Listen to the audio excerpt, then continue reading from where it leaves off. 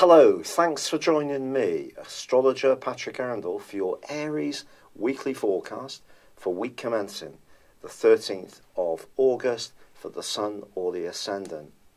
This week begins with dramatic news. Your ruling planet of Mars reverses, inverses, back into the sign of Capricorn.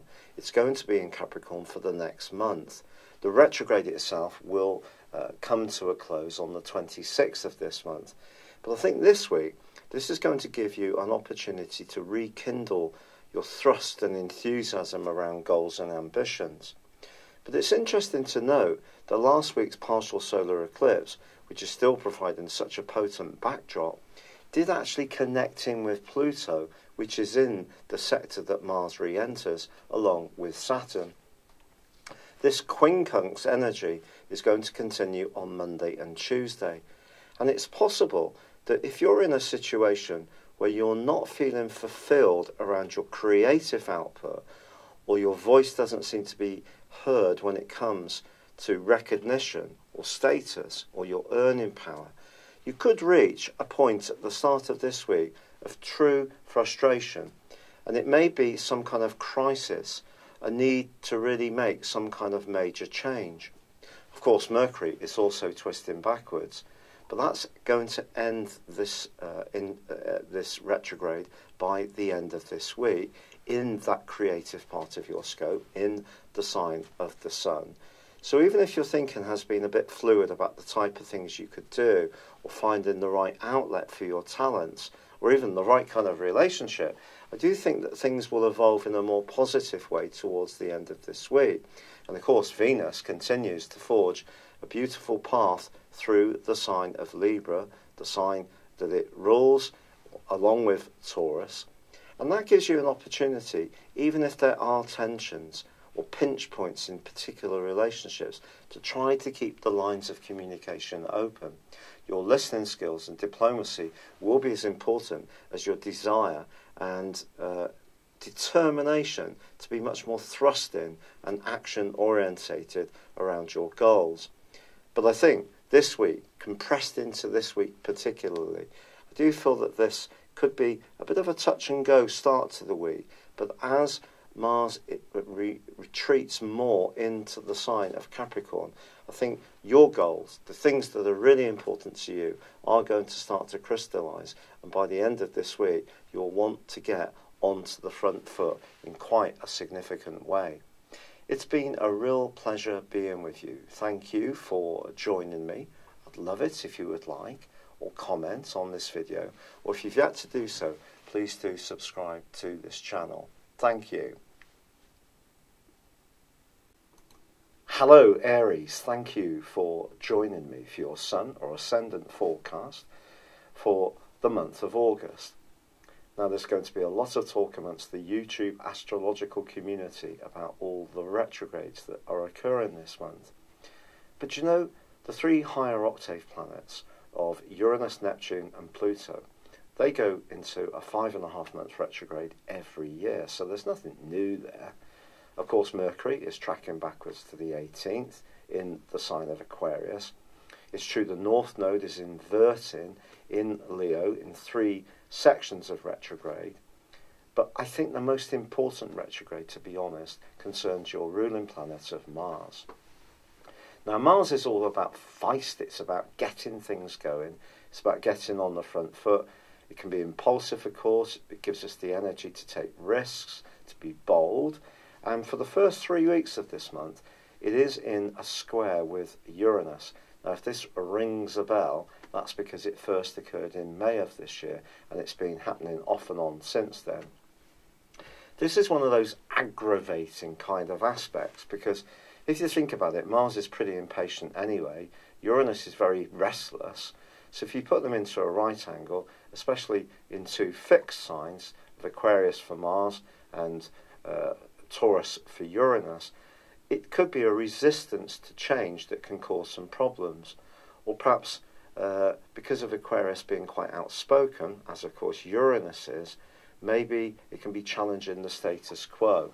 But of course Taurus is very much about security, whereas Aquarius energy can be quite progressive, but it does have a traditional side to the energy.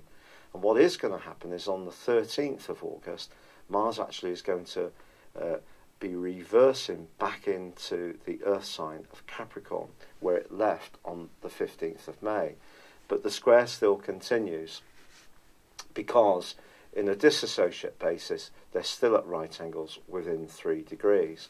So I think frustration could be a bit of an issue, particularly if a financial project isn't going quite to plan, or you're expecting someone to be a bit fair and above board. You could meet someone who's not, or perhaps you might have to be flexible about some of your plans and think on your feet.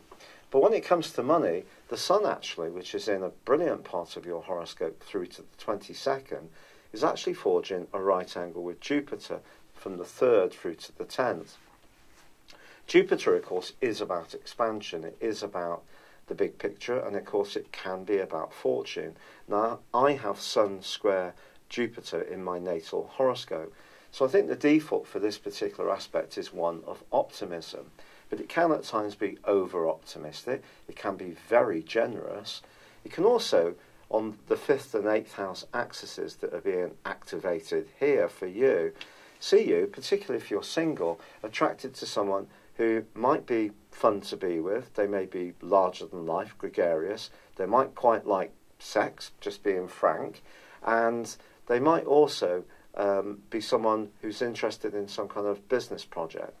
So if you are attracted to anything from the 3rd to the 10th, I think the issue really is to not see it as being a real definite win, but really check it out. Keep your feet on the ground, essentially, is the message.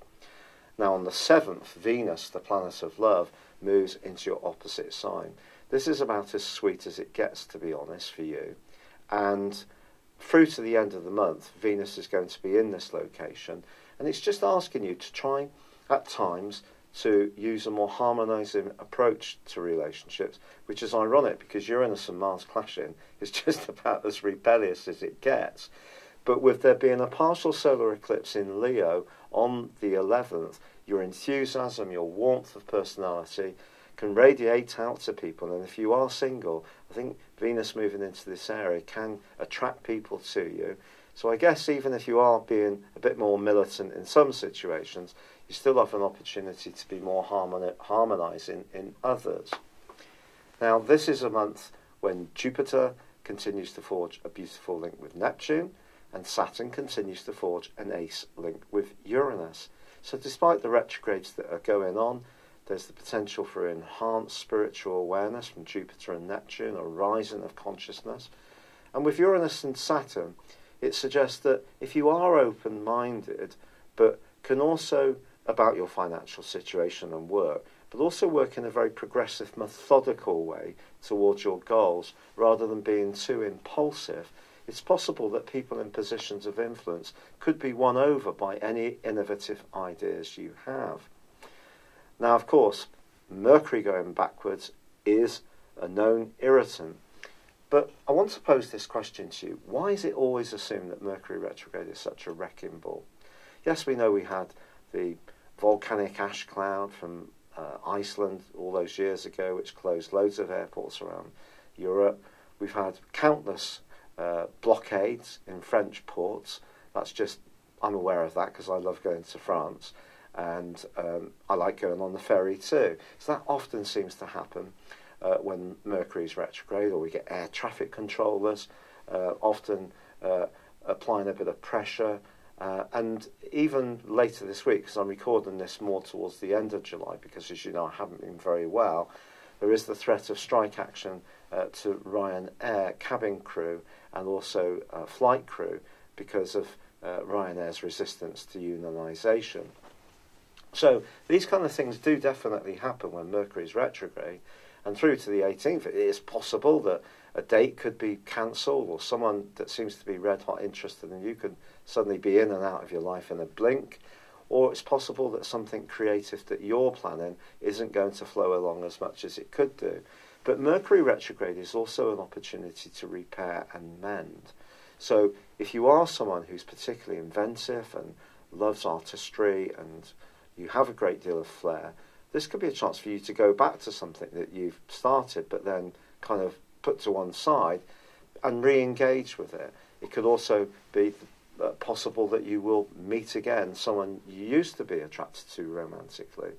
So don't see it as being binary, that it's only negative. It can actually be really positive as well, in my experience, although obviously it can create some frustrations.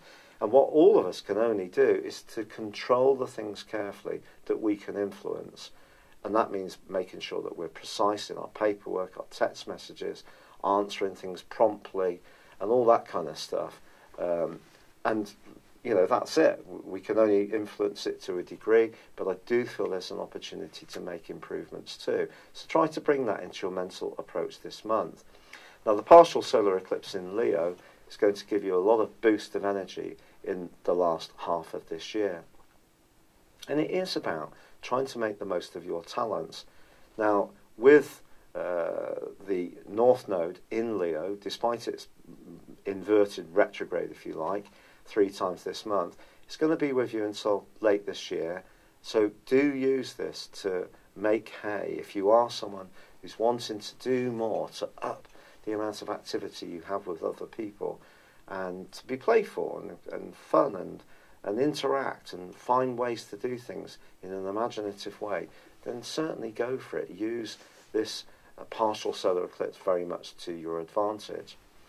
Now, on the 18th, Mercury ends its retrograde, but it's not going to come out of shadow until the 2nd of September, so there may still be some things that will take time to resolve. It's possible also with Mercury retrograde that if you've got a few options on what you're considering with certain strands that you feel passionate about, it's possible that by the 2nd of September you really will have nailed the one that is important to you. But the 23rd sees the Sun move into the sign of Virgo, which for you is about precision, it's about health, diet, nutrients, life organisation, domestic chores. It's about being of service through your work, if that's an area. And it's also about creating all that, converting all that creativity that is possible to come to the fore this month into something more workable. So form and function. So that becomes a bit of a theme towards the end of this month, particularly on the back of the full moon, which occurs in Pisces on the 26th. But this is linking superbly with some other planets, which for you is very positive. So it's linking up with, of course, Saturn and also with Uranus. So you have an opportunity to continue to be progressive in your plans as long as you can add precision, and that's an important factor. So this is a month which I think has got huge possibilities. There can be some frustration with Mars square Uranus. I'm not going to deny it. And I think once Mars goes forwards from the 27th, you will start to feel much more refreshed in terms of your goals and ambitions. But don't see all these retrogrades as being a big no-no. See this month as full of opportunities. I'm really sorry to get the video late to you this month. I'm doing a little bit better, but I am having some flares on certain days, which basically render it very difficult to do much at all. So I really appreciate all your support. It's been incredible. It means so much to me. And hopefully I'll get back to doing these a bit longer and a bit more in advance before too long, as the medication for the rheumatoid arthritis starts to kick in and all the lifestyle changes that I'm adopting too. But for now, very best of luck, and thank you for being with me. I'd love it if you would like, comment or subscribe to my channel if you've yet to do so. But for now, good luck and goodbye. Hello, thank you so much for watching my video. I'd love you to join me at my Horoscope Ace app. You can find this at www.horoscope-ace.com. You can use it through Android, iOS, Apple or Facebook. Check out your ascendant or your moon sign, or download your free birth chart.